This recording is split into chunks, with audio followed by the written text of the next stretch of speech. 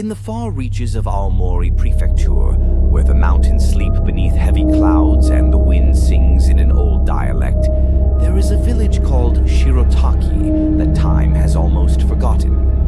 Only a handful of families remain, all elders, their children having long moved to Tokyo or Sapporo.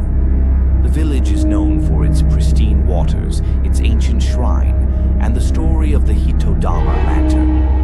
The legend says that once a year, during Obon, the festival when the dead return, the ghost of a lonely spirit roams the forest at the foot of Mount Nakusa. It carries a red lantern, looking for a loved one who never came home. If you see its light, you mustn't follow, or you'll become part of its sorrow. No one has seen the lantern in decades, or so they say.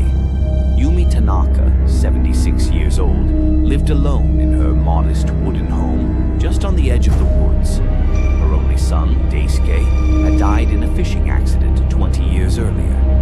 Her daughter-in-law had moved away and left behind their baby, Ren, who was now a withdrawn, pale teenager with shaggy hair and a constant set of earbuds in his ears. At 14, he had returned to Shirotaki to stay with his grandmother for the summer, while his mother dealt with a new divorce. He hated it. No Wi-Fi, no friends, no fun, he muttered. Yumi pretended not to hear. The first few days were quiet. Ren sulked while Yumi cooked rice and grilled fish with practiced movements. He stayed in his room most of the time, staring at his phone with no signal. But on the night of Obon, something changed. It started with a light, soft, red, and flickering, just beyond the tree line. Ren saw it from the window, assuming it was one of the other villagers doing something for the festival. Curious and bored, he put on his sandals and headed outside. Yumi didn't notice at first. She was kneeling before her family's Butsudan altar, lighting incense and whispering prayers to her husband and son. But when she glanced up and saw the open door, a chill ran down her spine.